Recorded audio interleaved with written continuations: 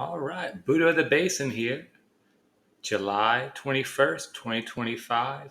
Today's episode is titled Enlil, Enki, and Atrahasis, the epic story of the Anunnaki creation of man. So it begins. This is from the Stephanie Daily translation, which is available for a free PDF download.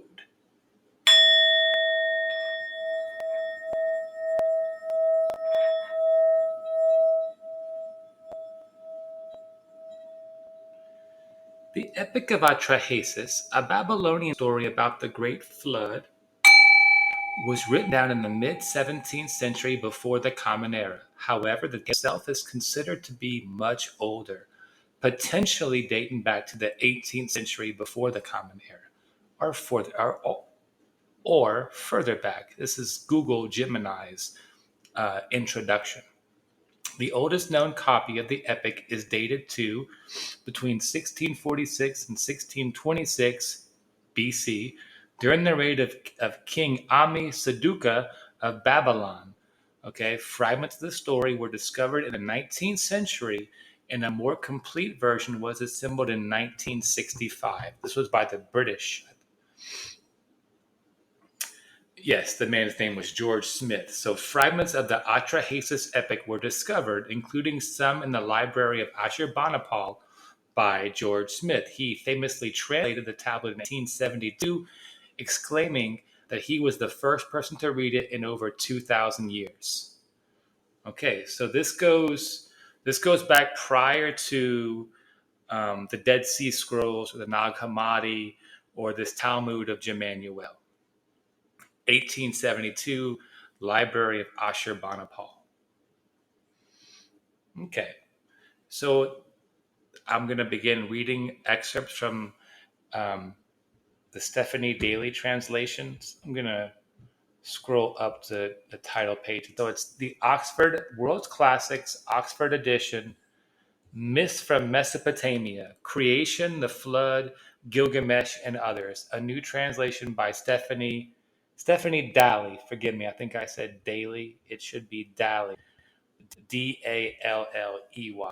Stephanie Daly. Okay. And if I recall, this is a translation I read in college.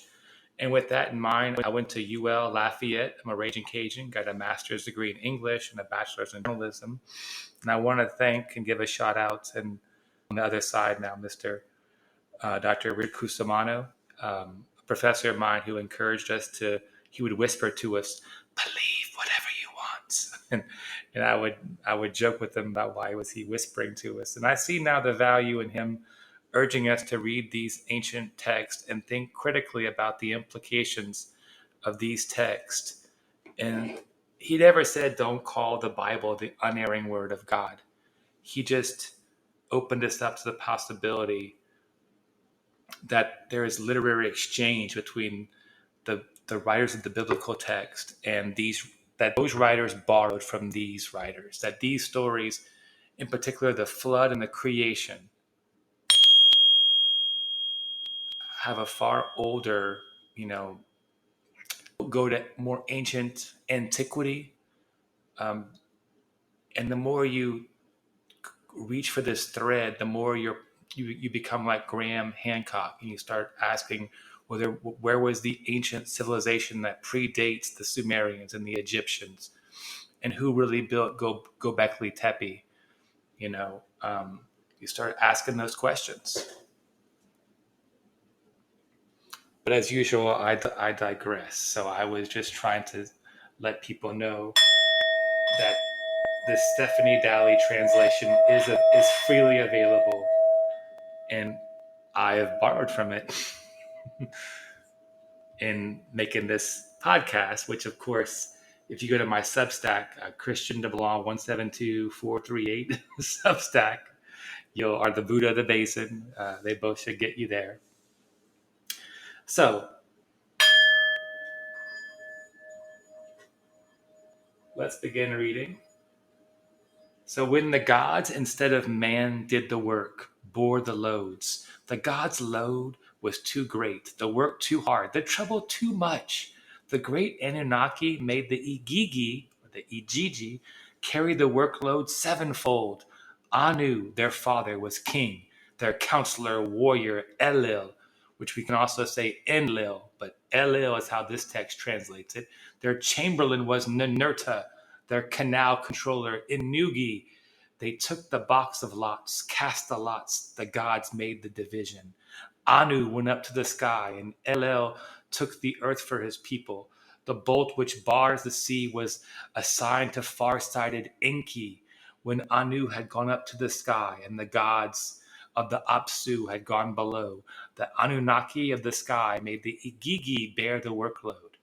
Okay, so these Igigi, Elena Danaan has described as reptilian servants of the Anunnaki.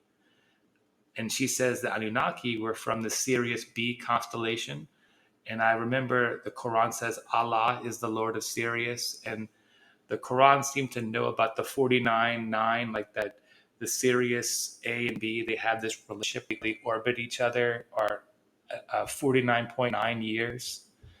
I'll look that up and I'll come back to that. But the point being is that these Anunnaki had gone to the Orion constellation because Orion is this where this massive stargate is, and this was something that the Anunnaki wanted access to. It looks as though they made a deal with the Alpha Draconians, which are the Siakar reptilians. They also had their sites, as well as the Greys, the Nebu, the Greys. This is all Elena Danaan work. She wrote the book called The Cedars, as well as A Gift from the Stars, We Will Never Let You Down. She has contacts with Thorhan, Aredion. And I won't go with... She was rescued. She was abducted by the Greys at 9 and rescued by the Excelsior.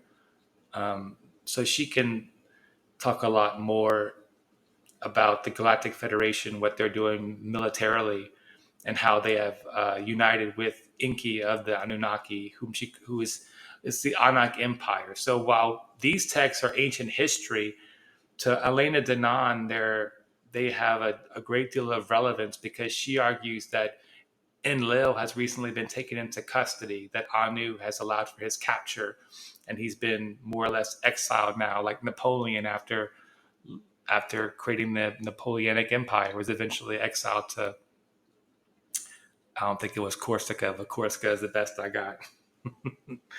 I'll have to figure wherever it's. The point is, Enlil at this time of the Atrahasis was Enki and Enlil were both sons of Anu, and Enki was more or less the Lord of the Deep, as you can see, and this is Poseidon to the Greeks, whereas Enlil got to be the commander of the air, which he is Zeus. Okay, so now I want to bring in the law of one, because the law of one suggests that in addition to making us as servants, which is what the Atrahasis suggests, we're made to do the work when the Igigi rebel. But I'm digressing. Yahweh was interested in, about 75,000 years ago, the law of one says, in making our brains better able to rationally accept or approach an understanding of the spirit. We're mind, body, spirit beings. And it's the spirit is the hardest thing to grasp with the mind. It's not a rational object. It's field oriented. It's field based. The heart's electromagnetic energy field, it interpenetrates, of course, our being. It projects outward in this massive ovoid shape. We have a toroidal field of these 8+ ions swirling around us in a plasma wind, and we're literally a miniature star, if you will, producing biological plasma. But because people can't see it with their conscious eyes or their conscious mind, it doesn't exist. So what the spiritual reality of things is very difficult for people to grasp. You need a great degree of intelligence. So with that in mind, 75,000 years ago, Yahweh did make our brains better able to rationally accept the spirit, but we are still in the process of approaching spiritual understanding. We've been retarded on this planet. We've been forcibly slowed down in our progress, as it has been in the interest of those service to self individuals, or those negatively oriented extraterrestrials and their human minions to keep humanity ignorant and under religious / political control. So in the Law of One, they're asking Ra, how did Yahweh communicate to Earth's people? And Ra says this is a complex question because the first communication was what you would call genetic, as in he communicated to us by altering us genetically. If he altered our genetics to communicate with us that he was going to be a creator God to us, one might say. The second communication was walking among your peoples to produce further genetic changes. So then God walked in the garden like Adam and Eve. You see, back when God walked with us. So that's that, but that's Yahweh as one of the Elohim. Okay, that's very important that Yahweh is not the same as God, and he's not the all of the Elohim. The Elohim is a council, a plurality. He's one member of the Elohim. He was the one responsible for genetically upgrading the Neanderthal humans, is my theory of it. That's not exactly what will landed. I mean, the bottom line is originally there was a lemur on this planet, and the lemur was over time gradually upgraded to the Neanderthal form by the Cedars, by the 4 and 20, the beings that John the Beloved sees in his revelation all around the Lamb, these 4 and 20. Those would be representatives of these 4 and 20 races that had a hand in fashioning man prior to the Anunnaki. That's how complicated our story is. We don't even know that story. All we know is the Anunnaki story, and that story has been altered so that it's one single creator God or a trinity. That's how complicated. It's so convoluted because Enki and Enlil and the Anunnaki have been turned into one being.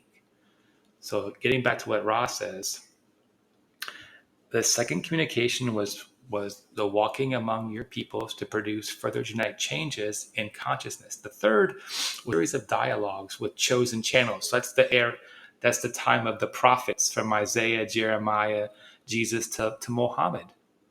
Okay, because that's this idea that Muhammad is the last in this line. Not even because in Rome, most of his message, as in Jesus' message, is altered so that it fits their authority. It doesn't return to man his inherent authority, nor does it give to God, as in the Anunnaki, the Elohim, their proper dominion, if you will, nor to creation, which is above Anu, above the Anunnaki.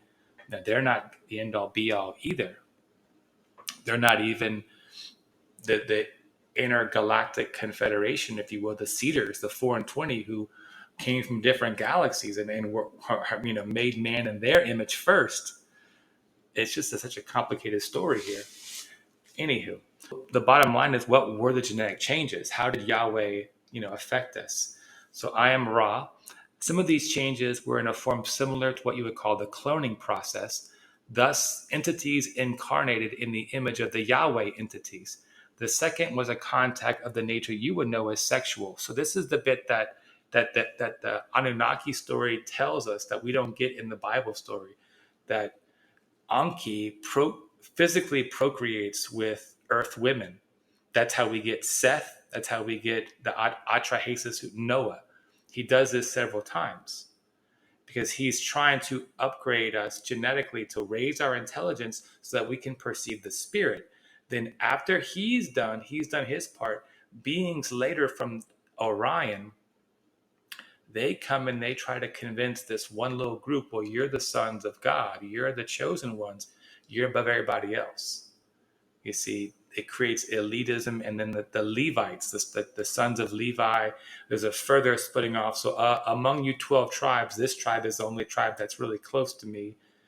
And the other 11 tribes are set apart. But then all of you are set apart compared to the Goyim. So all that elitism is just a complete misunderstanding of the fact that Enki or Yahweh was just trying to upgrade our genetics through different ways to raise our intelligence, we could grasp the spirit. He was working with the Confederation, who were on Saturn, and the goal was to give the beings from Mars, because a lot of us had come from Mars. We had warred on Mars. Mars had no more atmosphere, so it stalled our evolution. So we needed a planet to come to. We were halfway through our evolutionary struggle. So Yahweh, if you will, brings our souls from Mars and gives us new bodies to incarnate into. The problem is we start thinking that we're superior, other beings, and we want power. Other beings come to fill that void. They'll give us how to become powerful and turn us into murderers. Cain slew Abel. It doesn't take long for the genetics to kind of go slightly awry, but Yahweh's interest was in just making us more intelligent. Okay, so can you tell me specifically what they did in this case? So it says the entities incarnated in the image of the Yahweh entities.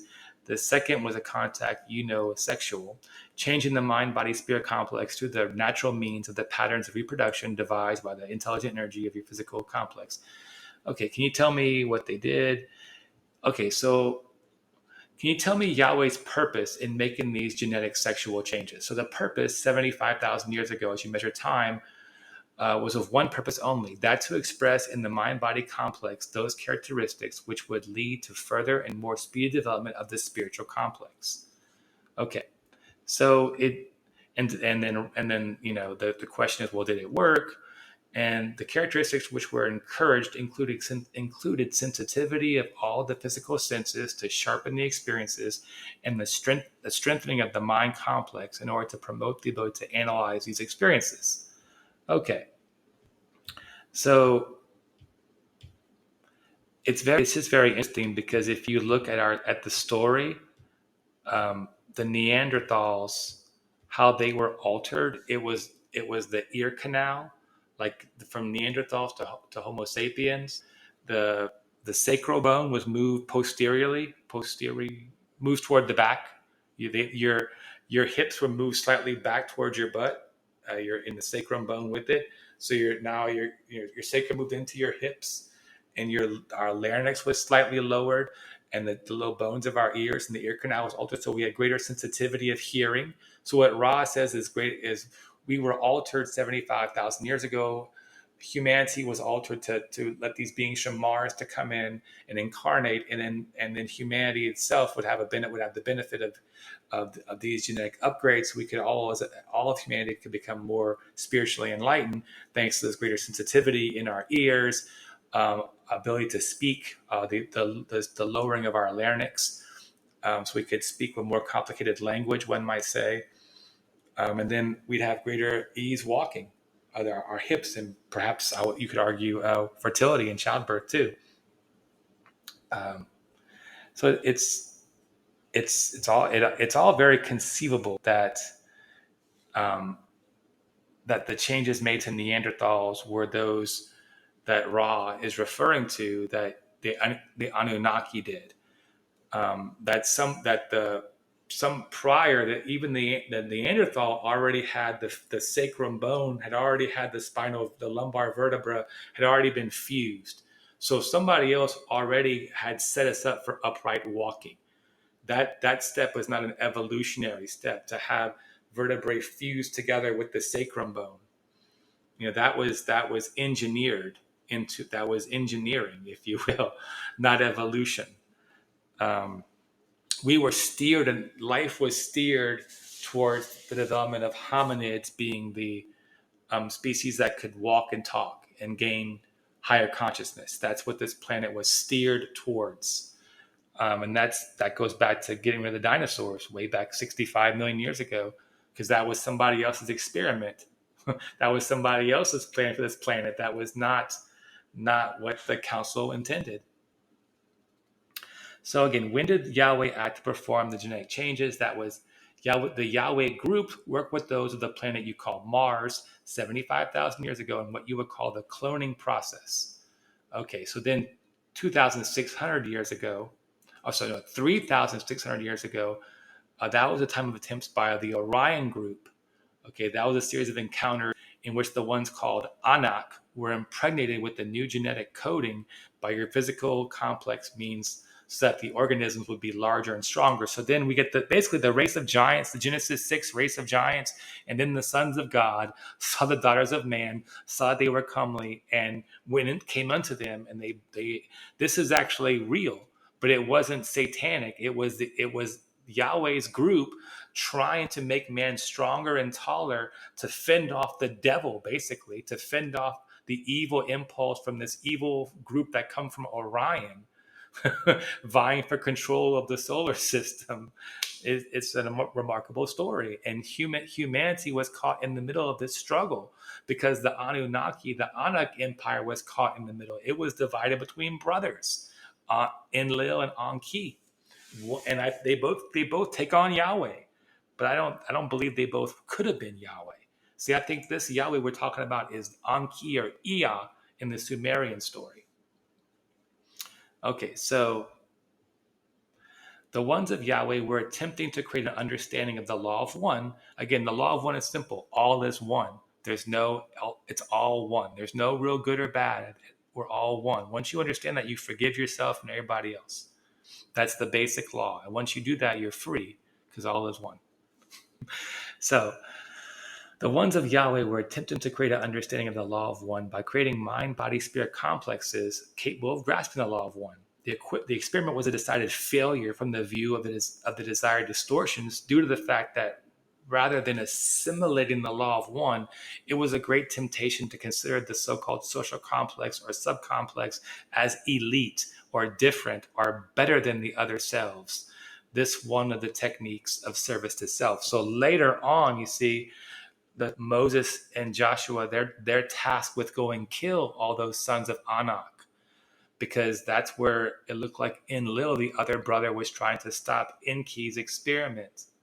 You see, we don't know, but it's just humans were made to kill other humans. Kingdom was made to rise against other kingdom, and really it was about the Anunnaki counselor figures above them. Humans have been just pawns in the game, to quote Bob Dylan.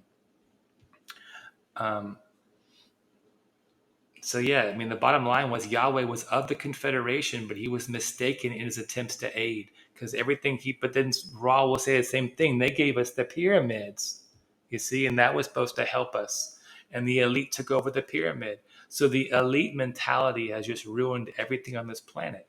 And these extraterrestrials who've tried to help have really got themselves in trouble because it's been just a quagmire. It's, a swamp of misunderstanding here.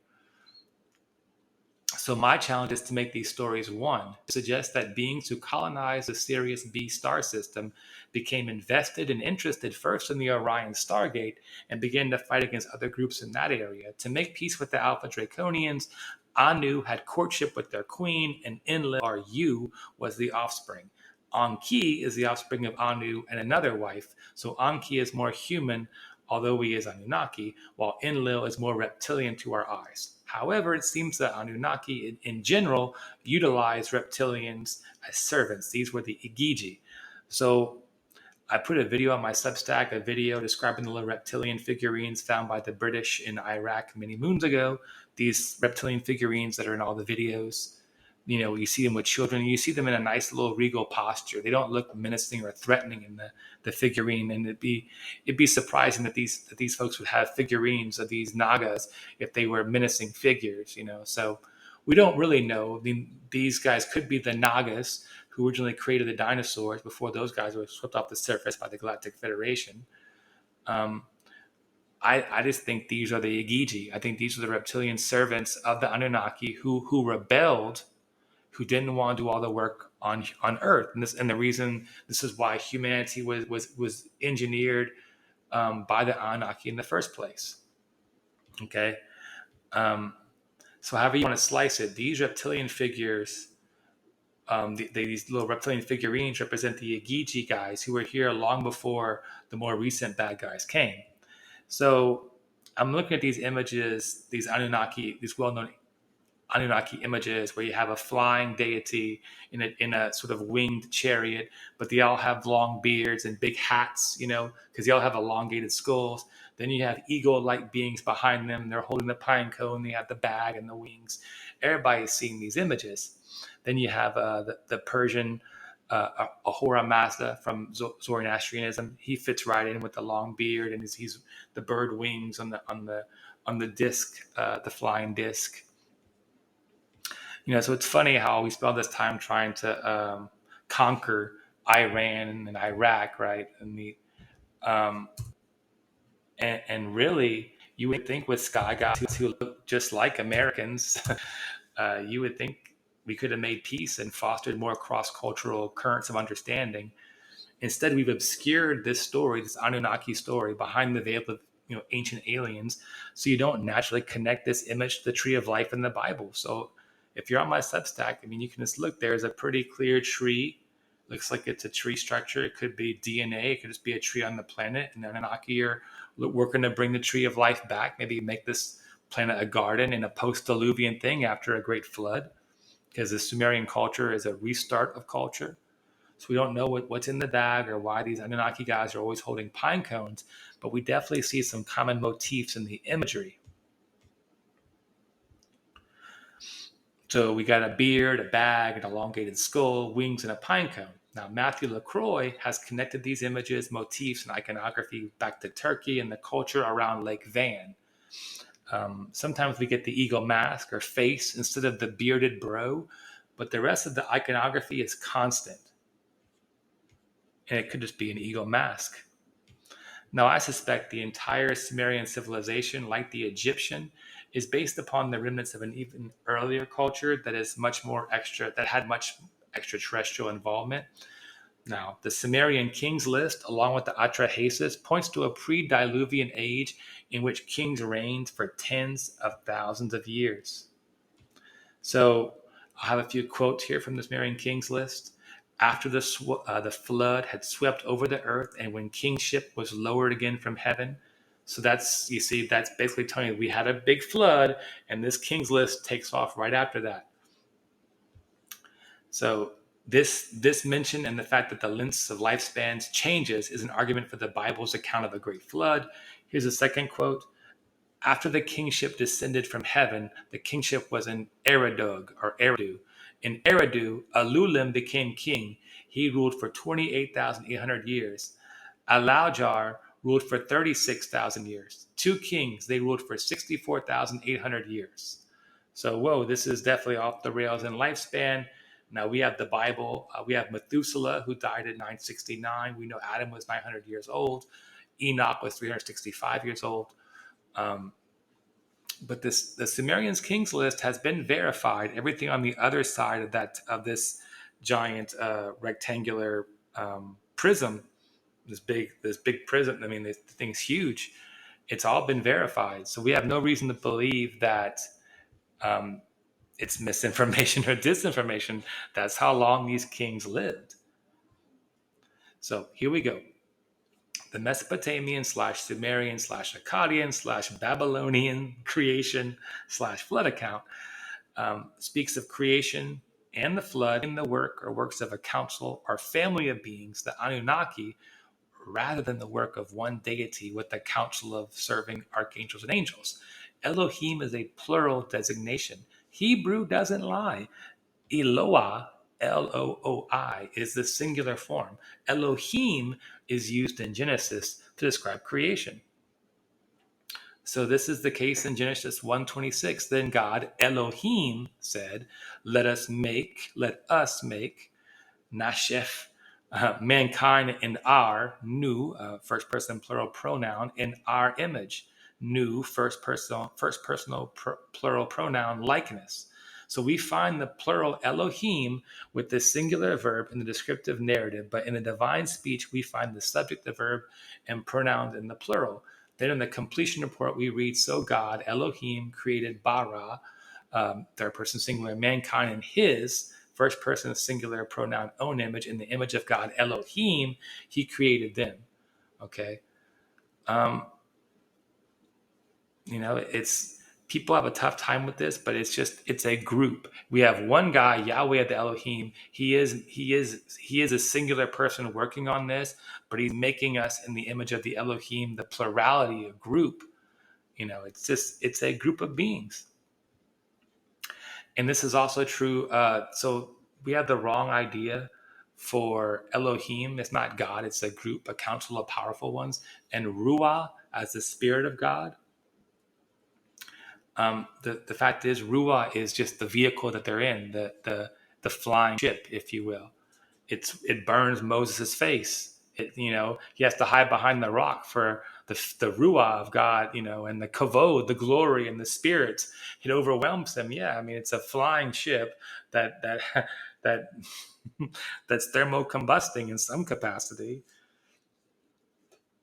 It's just, we've just turned this story into a religious story, and it's really not exactly religious, because this account honestly suggests a group of Elohim with one primary creator individual who's making mankind in both his image and the image of his people or group, the Elohim. This is the best commonsensical translation of Genesis, not a trinity. God is a unity. God is one. These are not really God, but rather powerful ones. God itself is a mistranslation, just as is the word spirit for Ruah. Ruah is the starship or flying saucer, mothership, or the vehicle that the Elohim travel in, that hovers over the waters as they begin their terraforming and the mining of gold and the other precious materials on earth. This is where their working class, the Igigi, rebel, which brings us back to the Atrahasis. The gods had to dig out canals, had to clear channels, the lifelines of the land. The Igigi had to dig out canals, had to clear channels. The gods dug out the Tigris and then dug out the Euphrates. In the deep, they set up the Apsu of the land. Inside it, raised its top of all the mountains. They were counting the years of loads. So they were mining and they were setting up irrigation systems. The Igigi got tired and complained. This is what necessitated the creation or the genetic upgrading of humanity from its Neanderthal form at the time. This is an important point. The cedar / the 4 and 20 mentioned by John in his revelation were our original creators. They had slowly upgraded the lemur form into the Neanderthal over hundreds of thousands of years. It looks as though the Neanderthal had already received the upgrade of having its lumbar vertebrae fused to form the sacrum. Enki of the Anunnaki worked on the Neanderthal ear canal, as well as on those 3 bones essential for sensitivity of hearing, as in hearing music and as in hearing subtle differences in phonemic tonality. It looks as though the Anunnaki were focused on moving the sacrum towards the back or posteriorly. So while we cannot say for certain, it looks as though Enki of the Anunnaki, in communication with the Council of Anunnaki, and I would argue the Council of Nine on Saturn, turned the Neanderthal into modern Homo sapiens by combining some of his DNA after altering our sacral bone and pelvic bowl, as well as the curvature of our spine, not to mention altering our larynx by lowering it slightly in our ear canal, so that in the last analysis we can walk and talk significantly better than our Neanderthal ancestors. Of course, the story is more complicated, and I suppose I should return to quoting the Atrahasis. So, of course, there was also a womb goddess, who had to be a female. So you are the womb goddess to be the creator of kind. Create primeval man, that he may bear the yoke. Let him bear the yoke, the work of Ellil or Enlil. Let man bear the load of the gods. Nintu made her voice heard and spoke to the great gods. It is not proper for me to make him. The work is Enki's. He makes everything pure. If he gives me clay, then I will do it. Enki made his voice heard and spoke to the great gods. On the 1st, 7th, and the 15th of the month, I shall make a purification by washing. Then one god should be slaughtered, and the gods can be purified by immersion. Nintu shall mix clay with his flesh and his blood. Then a god and a man will be mixed together in clay.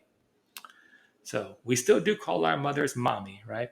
So the Igigi, the great gods, spat spittle upon the clay. Mommy made her voice heard and spoke to the great gods.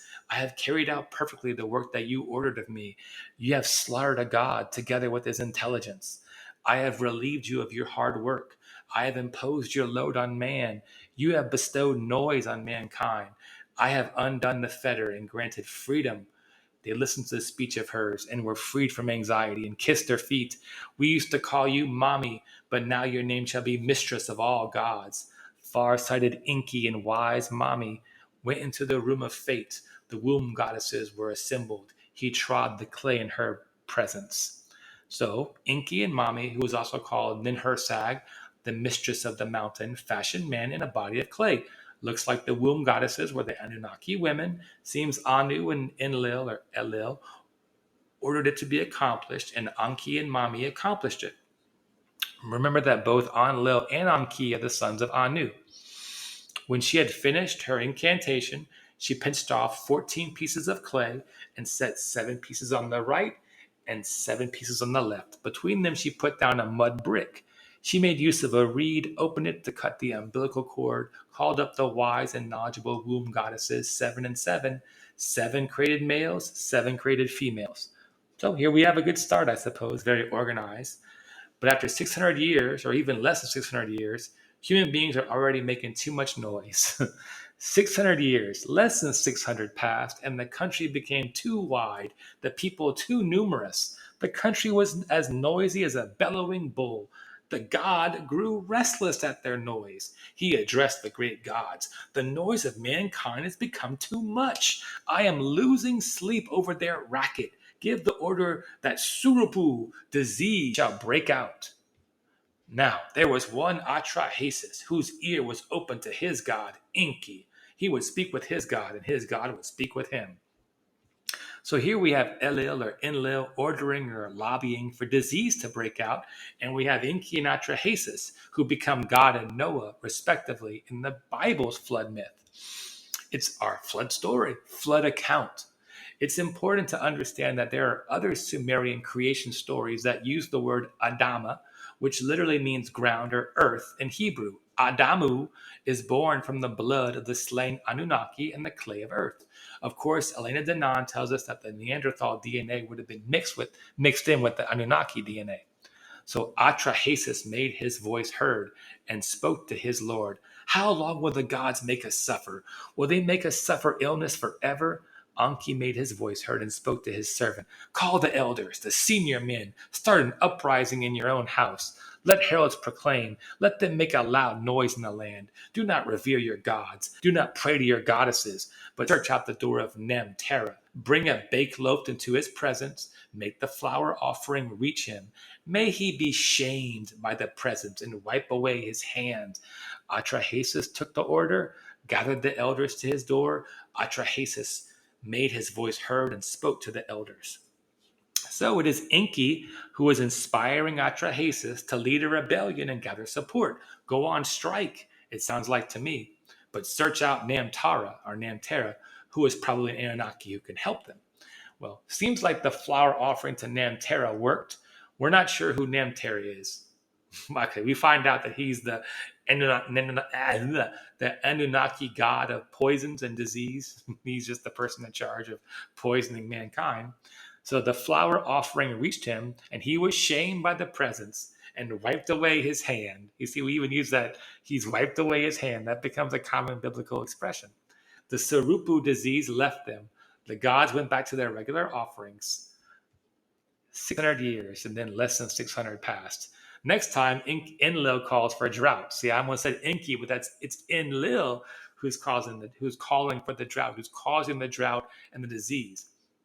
So 600 years passed, and the country became too wide, the people too numerous. The country was as noisy as a bellowing bull. The god grew restless at their, just copy and paste, right? The god grew restless at their clamor. Enlil had to listen to their noise. He addressed the great gods. The noise of mankind has become too much. I am losing sleep over their racket. Cut off the food supplies to the people.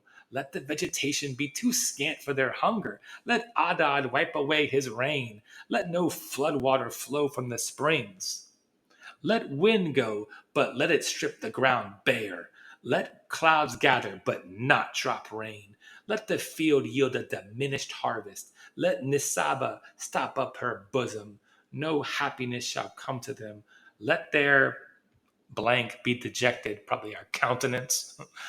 So they made flower offerings to Adad, and eventually he relents and lets the mist turn into rain yet again. So yeah, as I said, Namtar was apparently in charge of disease, while Adad was in charge of weather modification. Makes you wonder what was in the bread back then. Anyway, Enlil, his name, or Ellil, continues to call for starvation for us humans. Not 3 epochs had passed. The country became too wide, the people too numerous. The country was as noisy as a bellowing bull.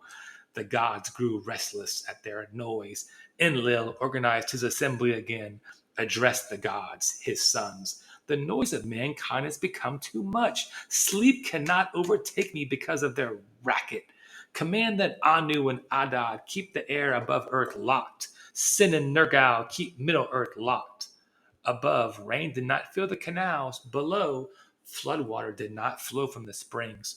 Earth's womb did not give birth. No vegetation sprouted. The dark pasture land was bleached. The broad countryside filled up with alkali. In the first year, they ate old grain. In the second year, they depleted the storehouse. When the third year came, their looks were changed by starvation. See, my point is to force the analogy between this and what we know happens in Egypt in the time of Daniel and of course in the Exodus, as well as what happens to the Israelites in the desert during the Exodus. We clearly have depopulation happening via starvation. The text is scant as to what actually went wrong between Anunnaki fashioning us to work, and then suddenly our numbers become too great, and so they have to reduce the population. But that is the story. There is no pretense to sin, but rather too much racket that we're making, which I guess can suggest that they're sinful or we're sinful. But I rather suspect that humans were simply servants or subjects of the Anunnaki gods, and we're just trying to live and thrive, rather than just survive. Finally, after repetitions of drought, disease, and starvation performed by the Anunnaki gods, including Adad and Namtar, Enlil and Enki finally go at it. They were furious with each other, Enki and Ellil. We, the great Anuna, all of us, agreed together on a plan. Anu and Adad were to guard above. I was to guard the earth below. Where you went, you were to undo the chain and set us free. You were to release produce for the people. You were to exercise control by holding the balance.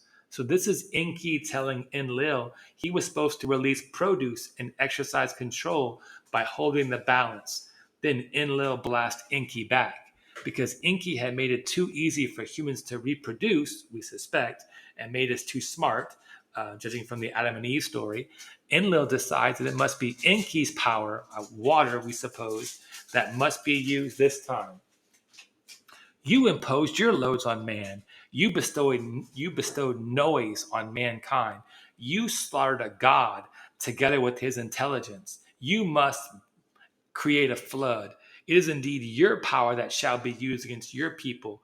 You agreed to the wrong plan. Have it reversed. Let us make far-sighted Enki swear an oath. Yeah, it looks like Enki gave a speech and, quote, bestowed noise on mankind.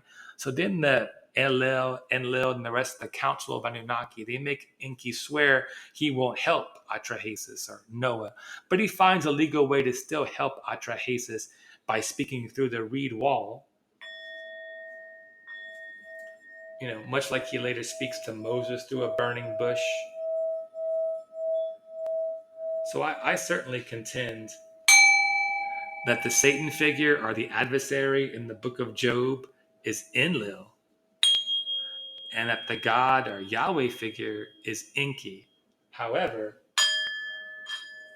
I also argue that when the Israelites build the golden calf and Moses smashes the original commandments, he then begins to encounter a different Anunnaki member than he originally encountered in the wilderness. Like he goes from Enki to maybe the Enlil group.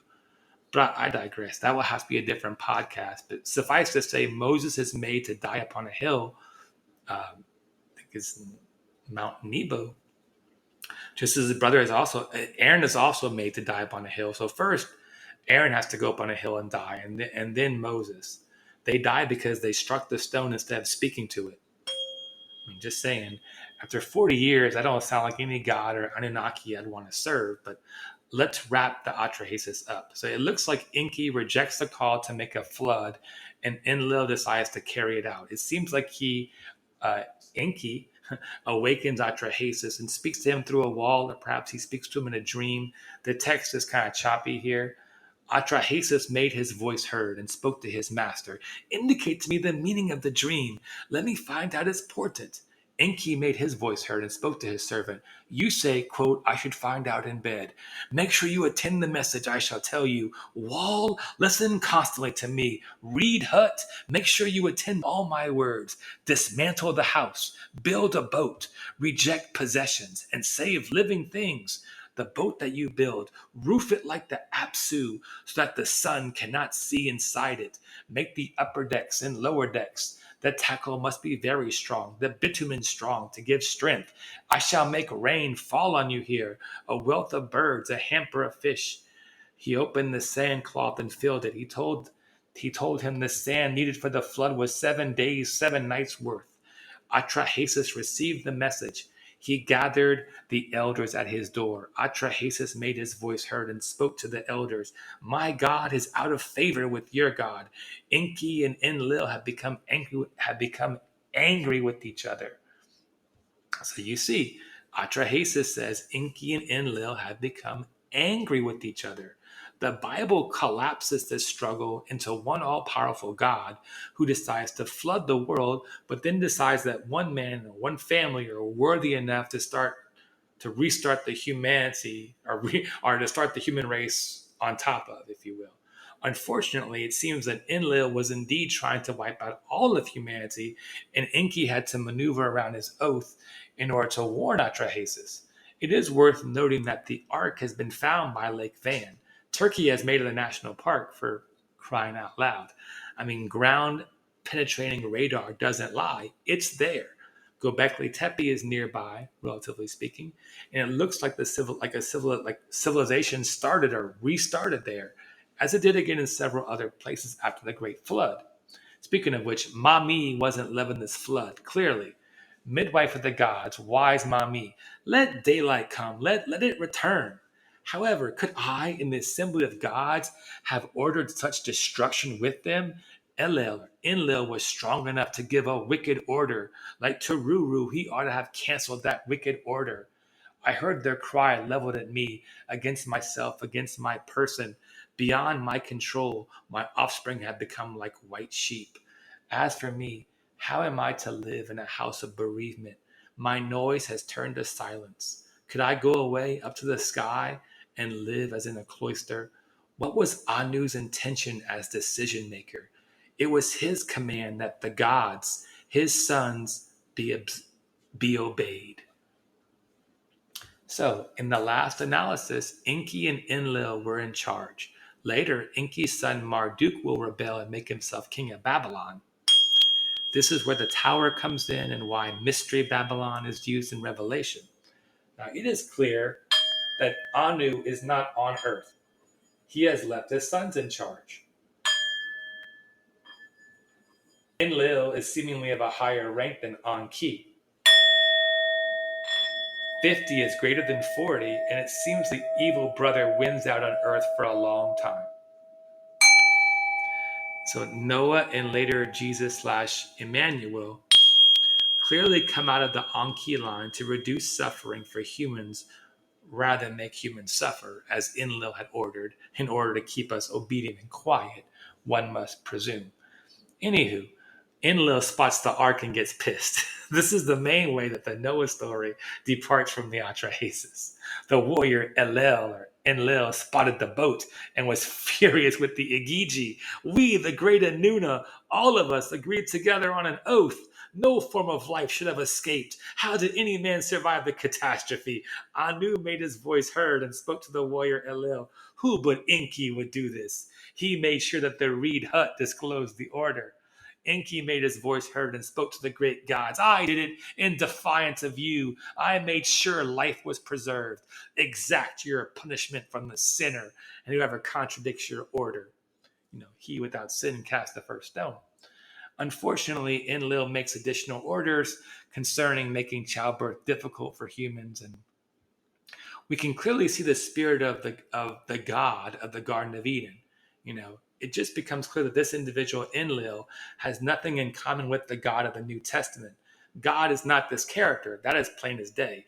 I argue that the Elohim were indeed this council of Anunnaki, but the power play between brothers and ultimately the hatred of Enlil for humanity ruined a once beautiful opportunity to have less civilization on Earth in which the Anunnaki could watch over and offer assistance and receive offerings from humans. Those days are now looked upon unfavorably as superstitious paganism. Monotheistic religion has darkened our eyes to this time so that we don't see the truth at all, but rather a story. Well, I hope today I have given you a different story and a more fitting one, if a sadder one. Om Shanti Om. Om Mane Padme Hum. Om Mane Padme Hum. Om Mane Padme Hum.